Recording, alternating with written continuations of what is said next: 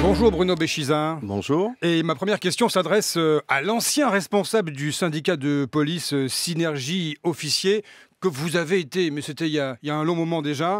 Alors êtes-vous d'accord avec les nouvelles mesures de sécurité dans les transports décidées par le gouvernement après l'affaire du Thalys ? À partir du moment où tous les responsables et politiques, mais aussi opérationnels, constatent que la menace existe, bien évidemment, on a eu à subir des attentats, mais la menace est réelle, subsiste. Il est normal de prendre des mesures de bon sens.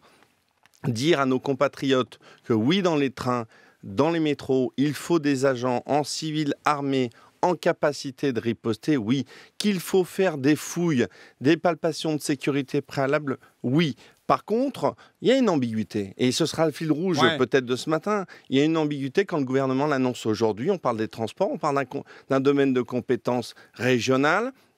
Dans le communiqué du ministre de l'Intérieur, il parle de la menace terroriste, je suis d'accord, mais il parle aussi de la fraude. Et dans ce cas-là, il fallait écouter Valérie Pécresse en demandant l'obligation d'avoir une pièce d'identité sur soi pour prendre des transports, ou sinon on ne monte pas, tout simplement. Vous voulez dire quoi ? C'est un propos opportuniste. Mais comme le déplacement la lutte contre le terrorisme n'est pas opportuniste, c'est tous les jours. Du président de la République, je pense qu'aujourd'hui, il y a une privatisation de certains sujets pour une campagne des régionales. Je le répète, je suis d'accord avec le gouvernement sur toutes les mesures concernant le terrorisme, mais ne faisons pas de la manipulation. On en paiera les frais aujourd'hui. Écoutons aussi les policiers. Ils ont dit des choses très claires la semaine dernière en manifestant. Quand ils ont manifesté, le président de la République a mis va mettre une semaine pour les recevoir, puisqu'il ne les reçoit que jeudi. Mais ils ont demandé, par exemple, la possibilité pour les policiers qui quittent le travail de garder leur armement en civil, et ça augmenterait le nombre de personnes en civil dans nos transports, sécurisant nos compatriotes. Encore un mot, Bruno Béchisin, les fouilles de bagages, les palpations d'individus, c'est quand même le job de la police, ça, non ? Attendez, c'est du bon sens. Ayons le courage de dire c'est fini. Nous, la France n'a plus les moyens, dans un contexte de menace, de mettre un policier, un gendarme dans chaque train, dans chaque métro. Donc il faut qu'on trouve de nouvelles méthodes. Les nouvelles méthodes, c'est effectivement d'autres agents sont là, il faut les contrôler, les habiliter. Il y a des moyens techniques avec la vidéoprotection. On n'a plus les moyens, mais il faut dire que vous avez, quand je dis vous avez, c'est le gouvernement précédent, celui de Nicolas Sarkozy, a supprimé 6 000 postes de policiers et de gendarmes. C'est la tarte à la crème, vous savez, il faut revenir aux missions. Ce sont des chiffres officiels. Qui pouvait prévoir que dans notre territoire aujourd'hui, nous sommes obligés de mettre 3 militaires devant chaque synagogue, que certaines mosquées sont menacées, qu'aujourd'hui, les établissements catholiques privés demandent aussi une protection. Personne ne pouvait le prévoir. Il faut dire clairement, nos CRS, nos gendarmes mobiles sont épuisés. Il faut qu'on trouve un autre moyen de produire de la sécurité. Et je suis d'accord quand on prend des mesures de ce sens-là. Le tout, c'est de ne pas mentir à nos compatriotes et pas tenir un double discours quand on est en période préélectorale. Alors François Hollande, le président de la République, qui lance ce matin à la Courneuve, c'est dans le 93, j'ai pas dit le 9-3, la toute nouvelle agence nationale pour le développement économique. Première question, vous êtes invité ou pas ? Bien évidemment non. Je suis conseiller départemental, je suis voisin de la Courneuve. Mais c'est le même département, la Seine-Saint-Denis. La semaine dernière, le Premier ministre fait des annonces concernant ma ville. Le réaménagement d'un petit terrain qui représente le quartier de la Défense à Aulnay. Le site de PSA. Bien évidemment, le Premier ministre fait une annonce officielle jeudi dernier. Le maire n'est même pas au courant. Cette semaine, donc cet après-midi, le président de la République vient en Seine-Saint-Denis, là où est le président du conseil départemental, successeur de M. Bartolone. Donc on voit bien qu'il y a une opération aujourd'hui, les 2 directeurs de campagne du soldat Bartolone qu'il faut sauver, je veux bien leur laisser ça, c'est François Hollande et Manuel Valls. C'est quand même grave. On est sur des territoires fragiles qui sont en attente réelle. On n'a pas le droit de privatiser les outils d'État pour la campagne de Bartolone. Je rappelle au passage que vous êtes aussi vous-même tête de liste Les Républicains en Seine-Saint-Denis pour les élections régionales en Île-de-France, dans la campagne de Valérie Pécresse. Donc vous êtes quand même dans le camp adverse de M. Bartolone. Sauf qu'on parle d'un sujet, je le répète. Quand j'ai un terrain de 180 hectares à aménager. Vous parlez de PSA là, Donc ce que je disais tout à l'heure, le site de PSA à aménager, où l'activité industrielle est partie. Le maire que je suis est en train de faire un plan local d'urbanisme pour faire revenir de l'investissement, de la vie, recréer un quartier. On fait une annonce dans le 7e arrondissement, on n'invite même pas le maire ?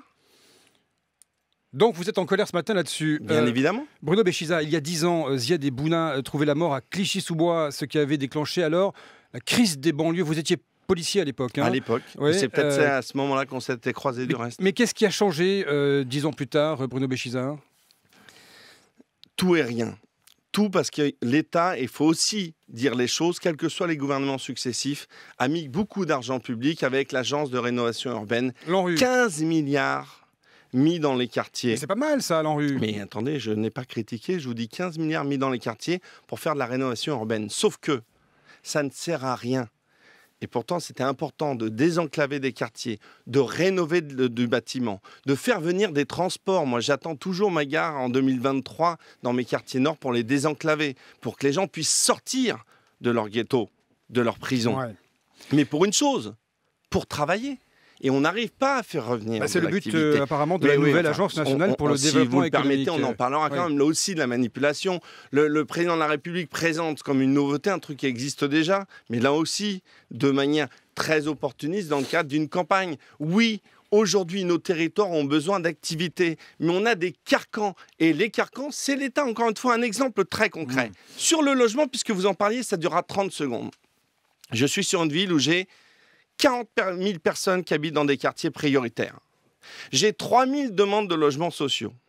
Parce que le Premier ministre a dit qu'il n'y aura plus de ghettoisation, j'ai 19 logements en marge de ces quartiers sociaux qui ne se vendent pas depuis un an. Eh bien, l'État ne veut pas les mettre dans le parc social. Donc l'État préfère qu'il y ait 19 familles qui attendent parce qu'effectivement, un énarque dans un bureau parisien a décidé qu'il ne fallait pas déroger à la règle. Ouais, mais vous laissez les élus gérer leur ville. Vous l'évoquiez à l'instant quand Manuel Valls a dénoncé un apartheid territorial, social, ethnique en France. Vous êtes d'accord avec ça? Je ne suis pas d'accord quand ça se dit du 17e arrondissement.